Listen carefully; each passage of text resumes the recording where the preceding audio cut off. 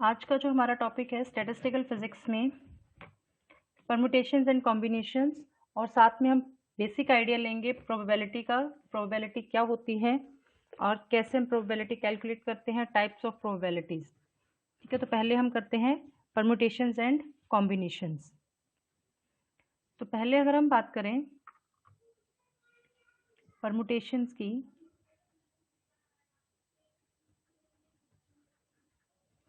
Basically statistics में हम क्या पढ़ते हैं, स्टैटिस्टिक्स का मतलब होता है random distribution. Statistics means random distribution. Random distribution का मतलब क्या हो गया कि सपोज करो आपके पास 6 डिफरेंट कलर की बॉल्स हैं,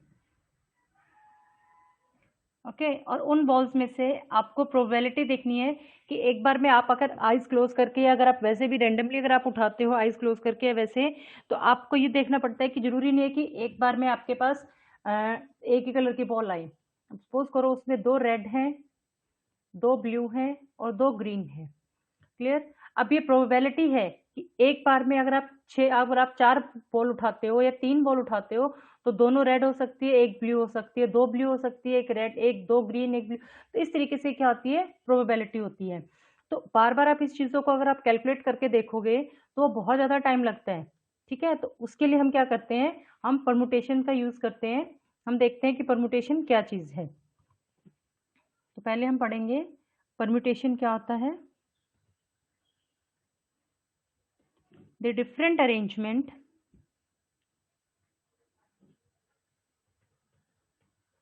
you can make notes using these videos. The different arrangements which can be made, ये वो डेफिनेशन है जो आपको एग्जाम में लिख के आनी है। Out of a given number of things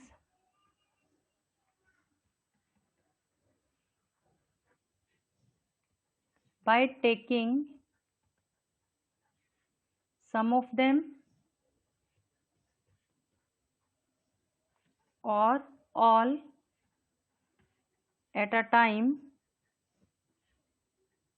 are called permutations. तो बेसिकली वही बात हुई कि अगर आपके पास 6 बॉल्स हैं और उस 6 बॉल्स में से आपको कोई भी 3 बॉल्स उठानी है, तो आप कैसे डिसाइड करोगे कि वो 3 बॉल्स रेड कलर की हैं, 2 रेड की हैं, ग्रीन की है। तो इसके लिए फॉर्मूला होता है, suppose we have a n is the total number of things, n is the total number of things. अगर हम ब्रैकेट में, अगर हम एग्जाम्पल की बात करें तो हमारे पास जो बॉल्स थी, ठीक है, और r is the number of things taken at time, taken at a time, कि एक टाइम पे आपने कितनी उठाई। अगर हम बात करते हैं टोटल नंबर ऑफ 6 बॉल्स हैं हमारे पास और आपको कितनी उठानी है, 3 बॉल्स उठानी है। ठीक है, तो इसके लिए जो फॉर्मूला होता है दैट इज कि जो परमुटेशन है वो लिखा जाता है एन पी आर। इसको हम लिखते हैं N is the total number of things जितनी हमने ली है, आज जितनी हमें उठाई है, और पी क्या है, उनकी परमुटेशन की कितने कॉम्बिनेशन उसके बन सकते हैं। तो फॉर्मूला क्या होता है, N P R is equal to N factorial divided by N minus R factorial. तो देखते हैं इसको, pair N factorial is equal to N into N minus 1 into N minus 2, इस तरीके से करते करते 3 into 2 into 1 and N minus R factorial is equal to N minus R minus 1 into 3 into 2 into 1। Clear. तो ये हो गया आपके पास परमुटेशन। अब अगर हम बात करते हैं कॉम्बिनेशंस की, तो इन दोनों में डिफरेंस क्या होता है कि परमुटेशन में हमें सिंगल ऑब्जेक्ट्स की बात करते हैं और कॉम्बिनेशन में हम ग्रुप्स की बात करते हैं। तो इसकी डेफिनेशन क्या होगी, द डिफरेंट सिलेक्शंस और ग्रुप्स की जो हमने डिफरेंट सेलेक्ट किए हैं या जो ग्रुप्स बनाए हैं, that can be formed out of a given number of things by taking some or all of them at a time are called combinations। तो उनको हम क्या कहते हैं? कॉम्बिनेशंस कहते हैं।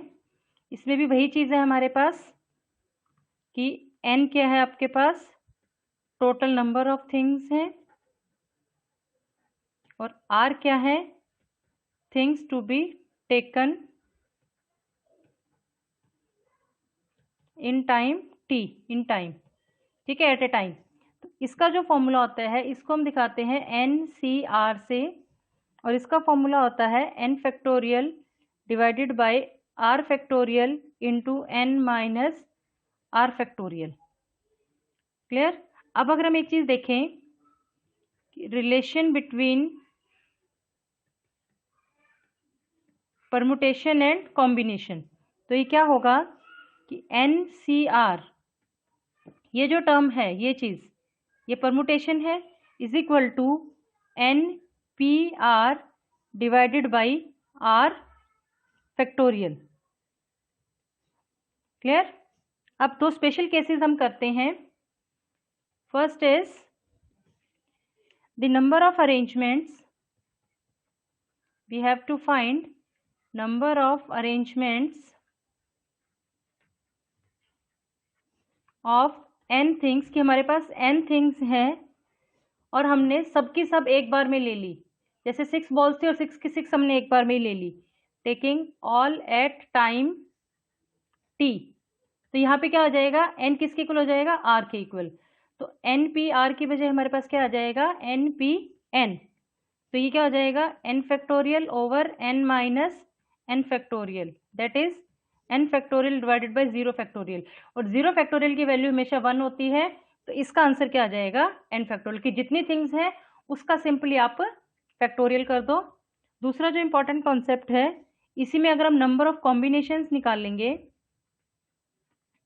Number of combinations of n things taking n times, taking n at time,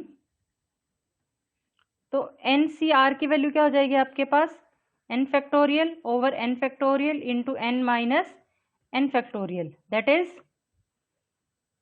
n factorial divided by n factorial into 0 factorial. तो ये क्या हो जाएगा, 1।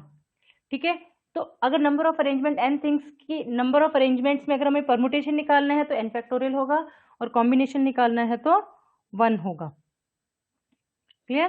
तो ये हो गया इनके बीच में रिलेशन। अब कल की वीडियो में हम करेंगे प्रोबेबिलिटी क्या होती है, और कुछ इसके परमुटेशंस और कॉम्बिनेशंस के न्यूमेरिकल्स आप अपने आप में ट्राई करना।